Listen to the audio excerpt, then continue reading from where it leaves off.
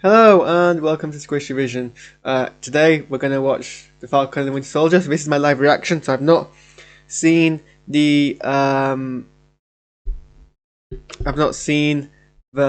episode.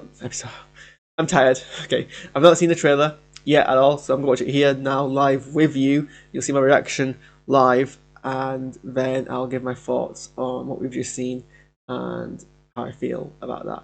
So.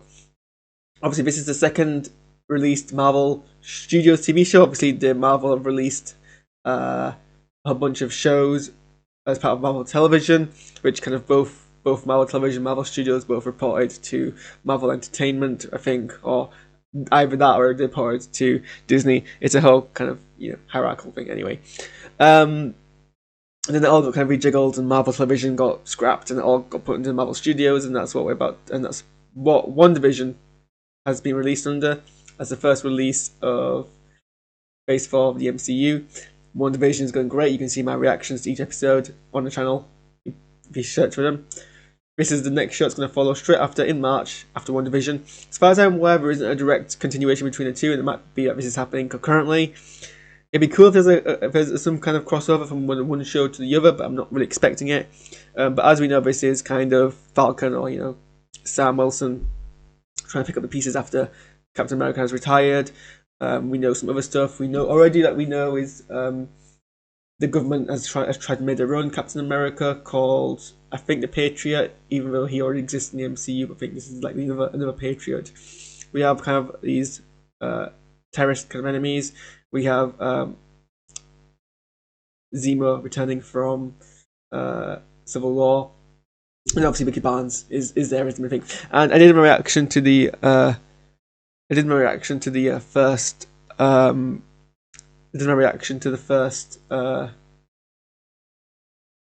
first trailer that came out, the first long trailer that came out. I think that came out during the Disney Investment Day. I did my reaction to that, so you can see that from my thoughts so far.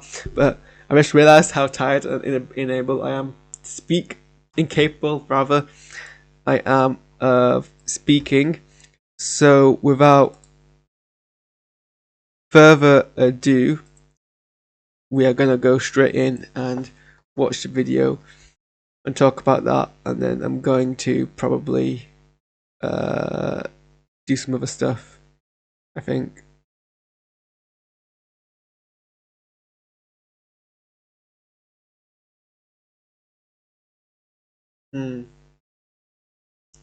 I think Harrison saved some of his settings right.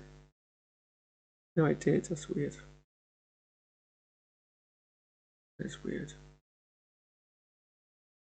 Sorry, I got distracted by something. Anyway. Right.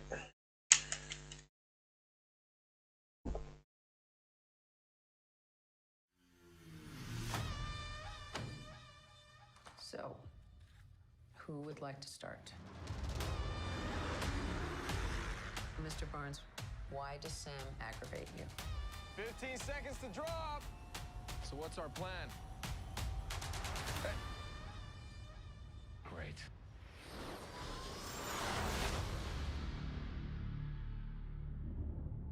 Superheroes cannot be allowed to exist. I have no intention to leave my work unfinished.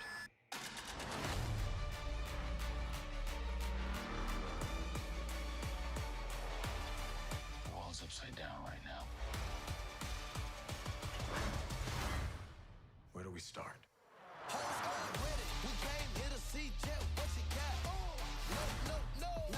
Buck, I have a plan.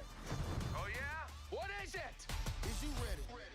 Here we go again, huh? We've been grinding hard on the job. Can't take that from us. Are you ready? Is you ready? Ready? You said you ready. Ready? Is you ready? Are you ready? Ready? Is you ready?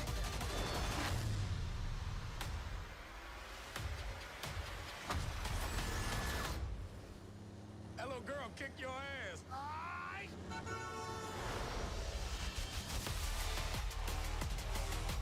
Gotta get that first shot off before that bullet hit me. See? That wasn't so hard. Are you ready? Is you ready? Okay. You say you ready? What are you doing? Whole squad ready? Are you having a staring contest? Are you ready? Is you ready? Just blink. Sweet Jesus. I mean, how old are you?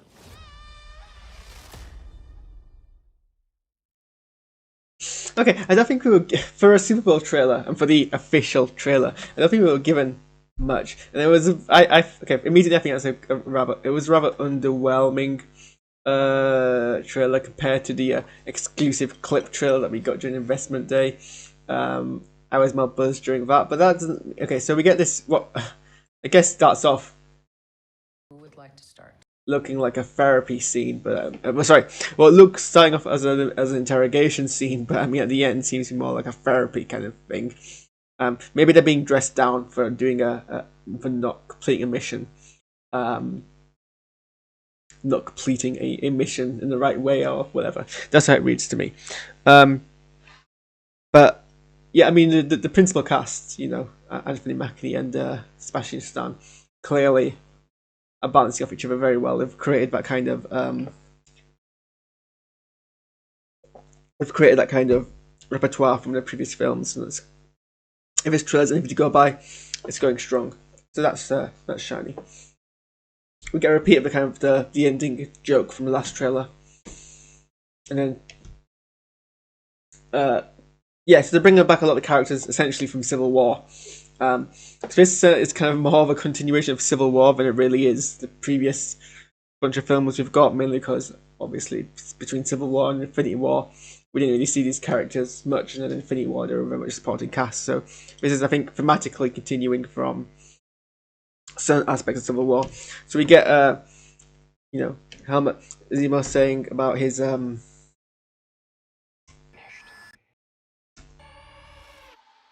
have no intention to leave my work. So that's the mask that from the comics he wears. A costume I remember them saying in the press that they wouldn't make his character wear in Civil War because, of course, it would look too silly. So it's kind of ironic actually to bringing it back in here. But I mean, here it looks great. It looks fine. It looks like something you'd see actually realistically someone wear. Also, that long coat looks fantastic, and I want a long coat like that. But obviously, like he's explaining his villain motivation that he started off trying to destroy the Avengers, and they survived clearly. Why should he then be like, well, guess I'll give up there, which makes sense. I'm not sure if they've established what the connection is between him and these guys, but this trailer seems to imply there's definitely a connection between them. We see a whole bunch of people, so I guess this to me looks like we're going to see a kind of we're going to see a kind of memorial service, perhaps even the funeral for Captain America. I mean, it's unclear what the world's perception of Steve Rogers is at the moment. Far From Home seems to imply that they either believe he's dead or he has died by the events of Far From Home, because he's included in that memorial video that the school children made. If he has died either then or since then, this is perhaps a memorial service for him, or if he's pretending to be dead, this is a memorial service for him. It might possibly be, because then then obviously the trailer lies, so we get a shot of this, but then this is probably clearly not the same place. This is Bucky wearing similar clothing to when he was on the run, except his hair is short, so it's not meant to be the same thing. But there's a person wearing, actually I can see she's wearing army fatigues.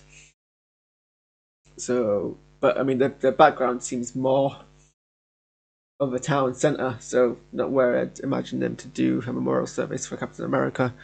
So I guess these are clearly different shots meant to invoke something about the show which isn't necessarily true. The wall's upside down. I think this is probably though where the memorial service is actually happening. We see Sam Wilson dressed as a suit, considering the shield that Steve's given him. So obviously, the legacy point there.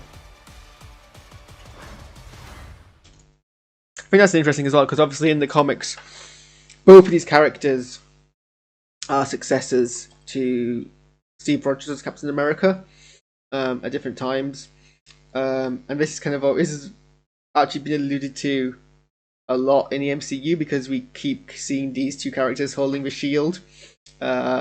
We see Bucky hold the shield in his first reappearance. Actually, we see Bucky hold the shield in all of his appearances. He holds it in, or at least all of his Captain America appearances. He holds it in the first Captain America film. After Steve drops it, he picks it up and uses it. Oh, excuse me. We see him again hold it briefly. Actually, I think it's a deleted scene actually, where him, Sam, and Captain America pass it between them. To get back to Steve. So yeah, and then obviously now they both kind of wield it. I think obviously Sam gets to keep it, and Sam's the one who primarily uses it, but we get a lot of alluding to Bucky holding it a bunch. So if this means further down the line that they intend, or they're planning a possibility for Sam Sebastian to be the Captain America, if Sam Wilson if Anthony Mackie ever decides to move on, it's possible. This is set after Endgame, because Steve's dead and he's handed over the shield. But I think this is thematically a continuation of Civil War's plots.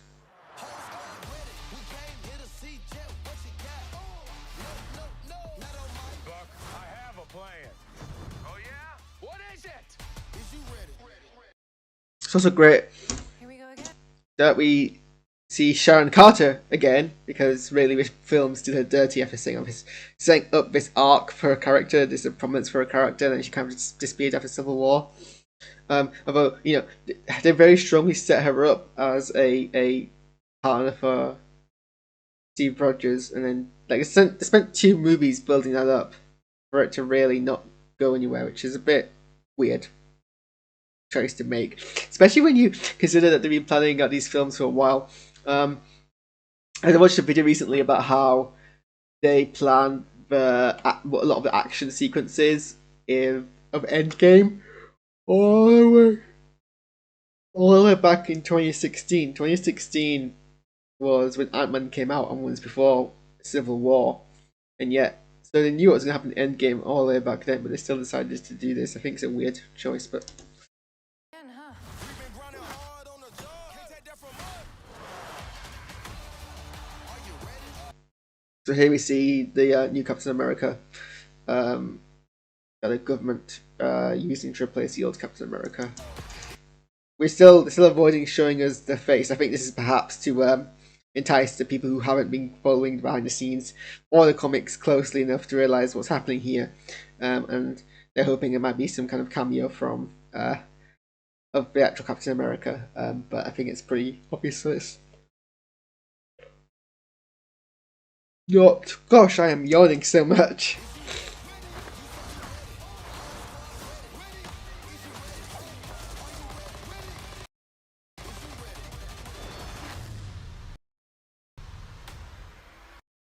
So we see Falcon wielding the shield in battle.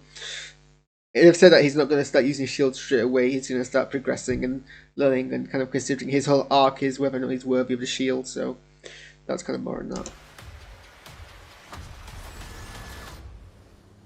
Hello, girl, kick your ass.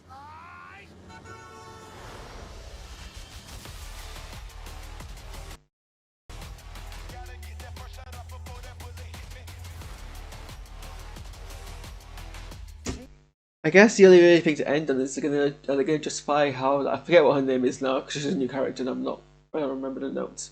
But if they're gonna justify how that female bad guy, how that person in the mask is, no, because there's so many people wearing a mask. I'm assuming they're talking about the ginger woman, right? How she's gonna be able to go toe to toe with Bucky, who's essentially a superhero. I hope they explain it because this is a character who can go toe to toe with Captain America. So it would be quite, unless she's got some sort of enhancement, it would be quite disingenuous for her to be able to do that. Yeah, this trailer doesn't really give much away. It's only like actually, 2 minutes long, but it's a very short 2-minute long trailer. All things considered.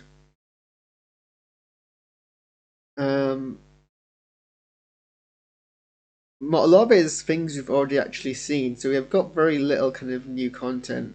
But it does kind of represent the tone. I think it's gonna be hopefully gonna be quite a fun romp. Possibly a nice kind of palette cleanser after how dark and universe bending, changing thing as WandaVision is. So far, there's no kind of implication that we're going to get any kind of hard-hitting things with this, but maybe that's not really the case. Maybe it'll change. I do hope there's some kind of crossover between WandaVision and this, even if it's just very, very small. But I guess we'll have to wait. What do you do? Until whenever it comes out to come out. I can't remember the date when it comes out.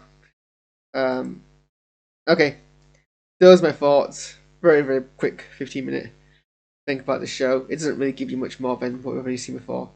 But you can check it out here on Disney Plus sometime in March. Or is it May? Can't remember. I don't work for them. I don't know.